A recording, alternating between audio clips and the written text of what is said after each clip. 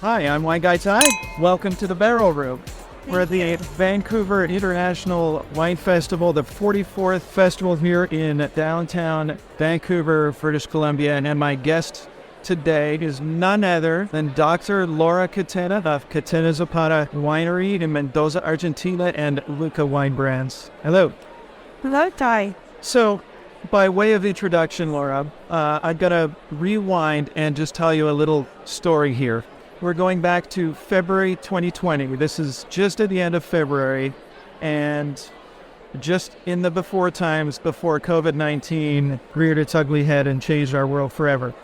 I was celebrating my 50th birthday, half a century, and my dream, what I wanted to do after working in wine and loving wine for so many years, was to spend that time, that day, in the top cellar at the top winery of planet Earth, which happened to be Catena Zapata. So I was joined by four of my closest friends, had a beautiful week in Buenos Aires, flew to Mendoza, and was received at the Pyramid with red carpet treatment, thanks to Luca brand ambassador Adriana Romas Di Domenica Adredito, with the wonderful help, of course, of Trialto here in Van City, and my friend Marina Castillo, the Canada export manager for Catena Wines, while you were en route to Vancouver that year to be keynote speaker at Wine Fest. Well, you went right at the perfect time. I think so. It was a wonderful day and a wonderful memory, and but that I thought was, to me, a little frustrating for you not to be there, but I was in your cellar having a wonderful time and enjoying your wines and having that beautiful hospitality while you were here doing the festival. So, well, you know, Ty, I always say that for me, each bottle of wine is like a child of mine that travels to somebody's home. And, you know, everybody that's run my wine has been with my children. So you were with my children at the winery. What do you need me for? I love that. That is a beautiful sentiment. So just for those readers or listeners at this point that may not know the history, I'm just going to rattle off some of the key dates here. 1902, Nicholas Sr., Italian immigrant, planted the first Malbec in Argentina. Domingo, his son, believed Malbec in Argentina could be as worthy as first growth Bordeaux. Fast forward to the 1980s, Nicholas Catena Zapata took the reins and reignited the Catena dream. Planted the Adriana vineyard at 5,000 feet, 1,500 meters, highest altitude in Tucumán. And the first Catena Malbec was released in 1994, is that right? That's correct, yeah. Adriana was crowned the Grand Cru of South America. And Nicholas was instrumental in planting dozens of cuttings of Malbec and experimenting in different terroirs. So, accolades. Robert Parker Jr. raved about that first vintage. Wall Street Journal's first wine feature touted it as Argentina's #1 Malbec. Congratulations. You've had some recent local features. The winter issue of Concierge magazine here, that was a lovely expose on you and those wines. And then the spring issue also of Monte Cristo magazine with Nina Captain. I have copies of those for you to take with you in case you didn't get a chance to see them or take them back to California or back to Mendoza. So for those who may not know your backstory, a quick bio here. Biologist, a grad magna cum laude at Harvard and Stanford Universities, emergency room doctor, proprietress and fourth-generation Catena winemaker with not one but two labels, Luca and Catena Zapata. In 2020, Catena Zapata was crowned #1 in the world, as I had mentioned, the world's most admired wine brands, old, world, and new. 2022, you were bestowed Woman of the Year award by the Drinks Business magazine, the same year that your father received the Lifetime Achievement Award in Wine Enthusiast, which is lovely. And as of this week, honorary president of WSET, the Wine and Spirits Education Trust. Again, huge congratulations to you. It must be such an honor. You've established the Catena Institute of Wine with head winemaker Alejandro Vigil. Am I saying his name correctly? Vigil. Vigil. But Vigil is nice too. Alejandro Vigil, for study of Argentine terroir characteristics of Mendoza. Born out of this research, the famous white bones and White Stones Chardonnays from the now legendary Adriana vineyard. When I read through these many accomplishments and accolades, Laura, what goes through your mind? Well, I was checking for accuracy, and it looks like you've done a really good job, Ty. Thank you. So that's mostly what I was doing, making sure that the dates were right. Well, my father and I, the last time we got an award that we went together, because usually just one of us goes, but this one was sort of a big deal. It was when Parker partnered with Michelin to give us, best winery in Argentina. And, we all know, I guess you say Michelin. Michelin. Michelin. Yes. In Argentina, we call it Michelin. And we got this award, best winery in Argentina. And as we were walking out with this, nice certificate, I looked at my dad and I said, "Are you feeling really happy?" And my dad said, "Well, I'm happy because I'm here with you and I'm not alone here receiving this award." But actually, he said, "I feel this pressure because now we got this award, we need to keep it up." And I have to say that we have accomplished great things. My father had this vision of making Argentine wines that could stand with the best of the world. We've done 7 100 points for our wines and all these accolades that you mentioned. But amazing. Actually, and of course, we're very grateful. And I make a very deliberate point to stop and smell the roses, and so when we got this award with my dad recently, well, it was a couple of years ago, but everything in a family winery, just time kind of goes by. And we were thinking, oh my God, this award makes us feel even more pressure. So I have to say, it's a privilege to have carried on this family legacy for so long. But there's also this kind of pressure and this difficulty ever sort of relaxing and saying, okay, I'm done now. And, that's the human journey. It's having a purpose, and elevating Argentine wine is our purpose. And the only thing that I like to say to my children, and, I'm hoping that between my nieces and nephews and my children, somebody comes to work with the family winery. And what I also say to our staff, who are equally as ambitious as we are, and, our winemaker, Alejandro Vigil, he is so ambitious. He is upset if he gets 99 points because he wants 100. So perfection runs deep with you guys. But I have been very deliberate. I think, maybe as I've gotten older in saying, let's really enjoy this. And we, often have, for example, a big barbecue at the end of the harvest, and you give everybody the afternoon off, and we just drink wine and eat some good food. And I think that, with all the success, the one thing I would say is it's important to also sometimes smell the roses, That's a very thorough answer. Thank you. So carrying on. Malbec, of course, is the big story, but Chardonnays, Pinot Noir, Cab Franc are in the mix. In 1999, the first vintages of your own brand, Luca wines, came about. So with high-altitude Pinot Noir and Chardonnay in the Uco Valley, plus the oldest Massal Syrah selection in Argentina brought from the low. Many Luca wines are listed in the top 100s for both Wine Spectator and Wine Enthusiast, as you just mentioned as well. What are the key differences between your Luca wines and those of Catena Zapata? Yeah, well, the origin of Luca was that I wanted to make wine from old vines. And back then, in the 90s in Argentina, most people thought old vines were old vines and they were old and they should be pulled out and replanted.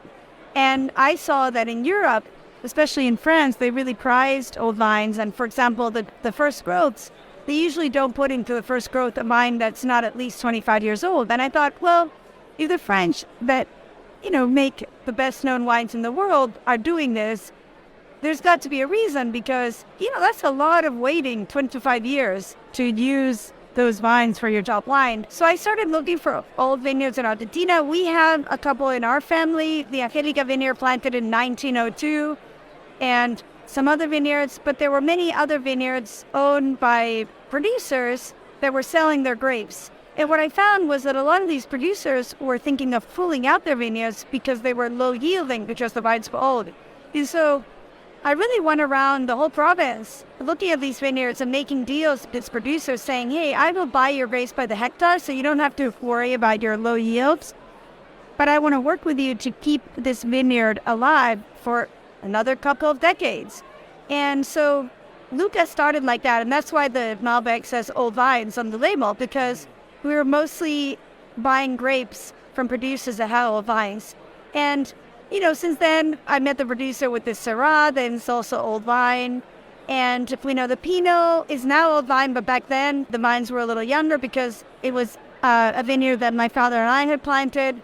So really, Luca started as a project to preserve old vines. And then it also became where I do sort of things that nobody else is doing, like a Syrah, Yeah. When I told my friends in the wine world, I'm going to make a Syrah from Argentina, they were saying, oh my God, I can barely even sell Australian Syrah, Shiraz. Why are you making Syrah in Argentina? I just said because it's good. And what I have found through the years is that if you make a wine that's delicious, you will be able to sell it. And it's all about the deliciousness factor. And what's the difference between Catena and Luca? They're very different projects. Catena, all the vines are owned by our family. We're a fourth generation. There's now a fifth generation coming on. And we have a research institute. We are put on the planet to elevate Argentine wine. We created the sustainability code for Argentina. We share all the research we do. Going to touch on that in Yeah. just a sec. And Luca is, sort of my thing where I get to do some crazy stuff and get away with it. And it's fun. Yeah. I'd have. Thank you. It seems more and more women are being recognized for their contributions in the world of wine. You're among the top in rank with prolific writer-reviewer Jancis Robinson, Val Nicole-Clicquot, Eleanor of Aquitaine, who championed Malbec when she became Queen of England, and of course is featured on your beautiful artwork label. Madame Lalou Diz Leroy, the famed Domaine Romani Conti, but now with her own eponymous Leroy brand. And also Mele Sosa, enologist and the North American brand and ambassador for Bodega Garzon Uruguay, who is in the room here with us today somewhere, and who's a personal friend. What does it mean to you to be such an accomplished woman winemaker in a world still mostly guided by men? Well, I grew up in a family where women were supposed to achieve the same thing as men. My father's mother, my grandmother, who I never met, was the headmistress of the local school. They were 4 children in the family, my father and his brother and 2 sisters. And his mother thought that a woman should aspire as high as any man. And that's how she brought up the children. And, this was a long time ago. My dad is over 80 years old. So I grew up in a family where you were expected to aim as high as a man. Well, you aim pretty high, magna cum laude, so, And I started in medicine, I'm a medical doctor, and in medicine, it's very common to have a woman and a man, there's just as many female doctors as male doctors. So it's a world where, men and women are pretty equal in medicine. And then I went into wine where there were a lot more men. And that's been kind of a historic thing, although there's been always women involved. It's just that often the people you knew were the men, but then there were many women involved in vineyards in France and Italy and Europe, all over Argentina. My great-grandmother would plant the vineyards, and my great-grandfather would make the wines, where most people knew my great-grandfather because he did the business. So a lot of the women were really more behind the scenes. Yeah, so I think there's been always women because wine has always been a family business. And so in family business, there's always been women. However, it is true that especially in Europe, usually the reins of the family winery were passed on to a man. If there was a man in the family, the son, would get the job. And that's still happening today. And in terms of, why have I been able to do what I've been able to do is because I'm in a family where really, men and women are perceived as equals. And I think that, a great part of the world feels the same way as my father felt. Yeah. And I think the future is very bright for women, for men. And, the biggest fans of women are men. Men love to work with the women. They like to promote women. Many men have daughters. And so I'm very optimistic about the future. Well, you can count me as among them then as well. I love that, man. That's a beautiful answer. This is your second time in Canada this year? Second time?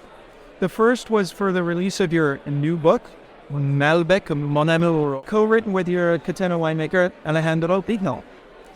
How did that come about? And with all your many exigencies spanning the ER, Mendoza, and South America, Laura, where on earth did you find the time?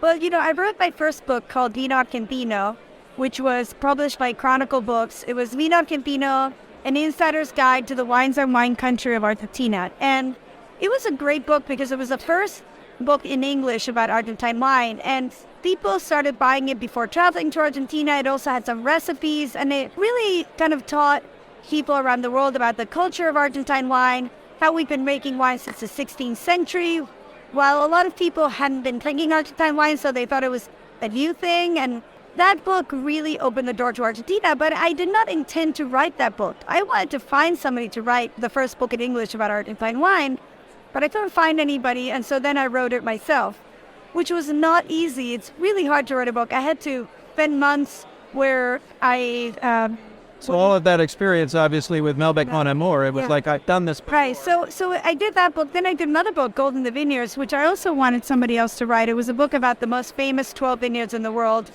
That got an award for wine history. And then my winemaker and I, Alejandro, were talking about, let's do a book on Malbec. And for a while, we thought, well, is the world ready for a book about just this one variety? And then at one point, it was, I think he started writing in like 2018. We said, you know what? Let's write this book. And we wanted it to be an illustrated book because my previous book, Gold in the Vineyards, had done really well with illustrations. And it's a great book, Malbec Mon Amour, because it's very eclectic. Alejandro and I go back in time. We write to each other pretending we're living in the Middle Ages. It's crazy. There's two illustrators, two women, did all the drawings. And some of the drawings are from mine, the art of the two women. And then we have the first part is all the historical part, but it's written in a very fun style. And then the second part is more technical. And it was a great success in Argentina. We also did wine and art fairing and wine and music fairing. That was really fun. That's beautiful. Yeah, and it did really well in Argentina. For the first time, the wine book was in the bestseller list for the holidays. No, we released it in Argentina at the end of... No. What am I talking about? It was in the end of 2021. It was like when people moved back out from the pandemic, we released it. We finished writing it throughout the pandemic. And then we released it in the English-speaking world later. And now it's available again in May because we ran out.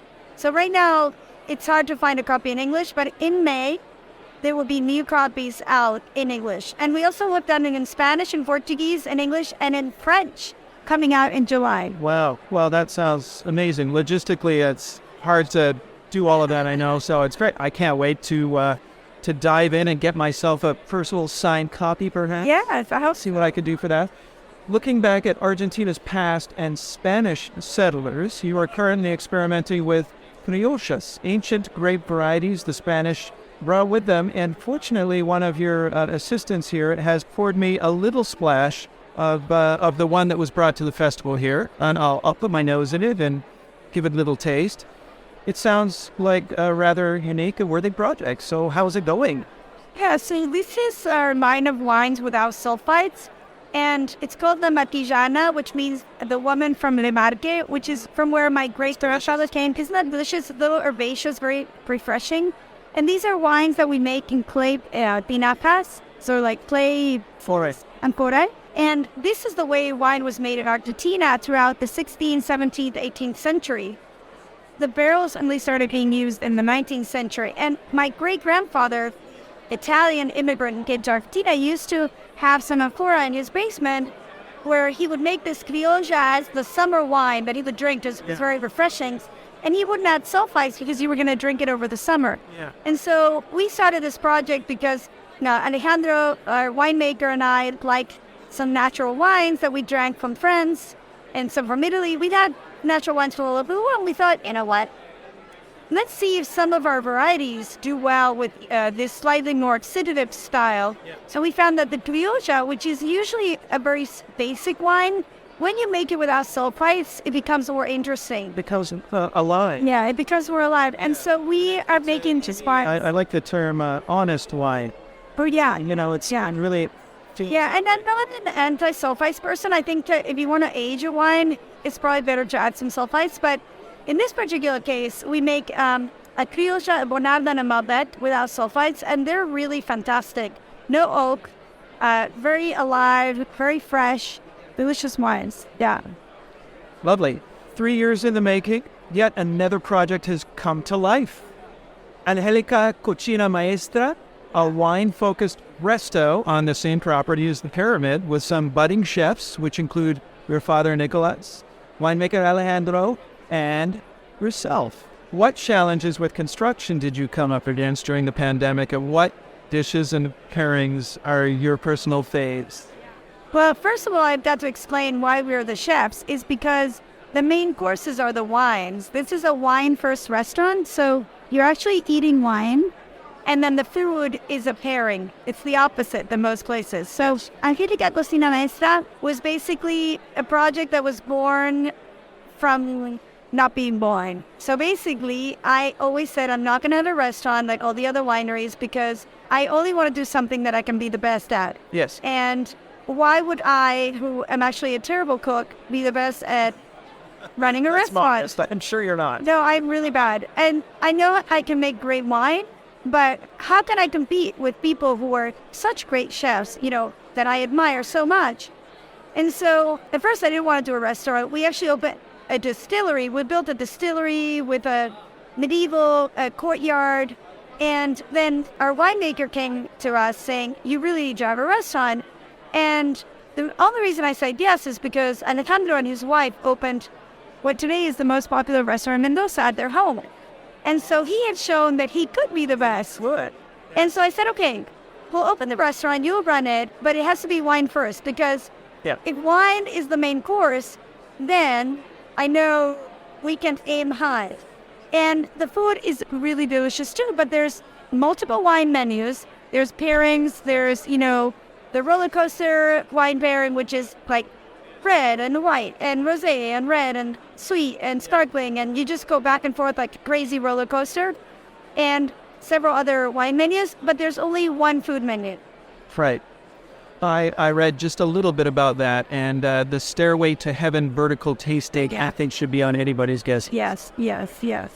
So your sister Adriana, who's an historian in London, has set up a foundation at Madre Courage, Mother Courage, to assist women in viticulture. What ways has the foundation been able to help women in the field? Yes, well, so they are supporting women that are, making their own wine. So that's one of the things that they're doing. They've also supporting women that have been battered. So they're actually helping them relocate and find a place to live when they can't live in their home because they've been abused. And sounds like amazing. Yeah, no, and so they're just there to help to support women in their projects and also to support women who had a rough life. Yeah, and it's carrying on there as we speak. Yeah, so they only started it rather recently, but I think it's been about 2 years since it's been going on. Yes, great. The Pyramid recently hosted an event with a bunch of Canadians called Malbec Camp. Yeah. That sounds a lot of fun. Can you elaborate? Yeah, so Malbec Camp, unfortunately we can't do it for all the people who drink our wines around the world because we would need to double our staff at the winery. So this is mostly for wine trade, so wine buyers. Yes. And we've had people from all over the world, the Americas, Europe, Asia. Malbec Camp is about experiencing Malbec like the locals. So actually people stay at our home and they sleep in my childhood bed and they have to share rooms like we did as kids. Sure. And then they learn all about how to make a really great Argentine steak, all the meat cuts, how to make empanadas. And they go to the soil pits and understand the soil. They learn how to blend wine. They plant trees. We have every group plant some trees. And it's a really fun experience. And at the end of the trip, they perform a play about the history of Malbec with a script. And It's really fun. It's the four women of Malbec, like in the label Malbec Argentino. And my favorite are men performing as women. And they have a really good time, just as I do watching them. Sign me up. Yes, I think you would do a great job. Maybe as the Italian immigrant, my great-grandmother, I think you could pull that off. Well, I'm trying to learn Italian as we speak because I'm an Italian wine scholar. Oh, yeah. All of those sensibilities. You would be great. You have to be Anna Moschetta, and then you have to dance the tarantella. Oh, Fred, that would be fun too. Yeah. Well, listen, Dr. Laura, it has been a sincere pleasure to finally have this time together here. And I really appreciate you taking time out of your very busy schedule. There's people hovering around, ready to whisk you away as we speak. I hope you get a few moments to really just indulge and enjoy yourself here at the Vancouver International Wine Festival 2023.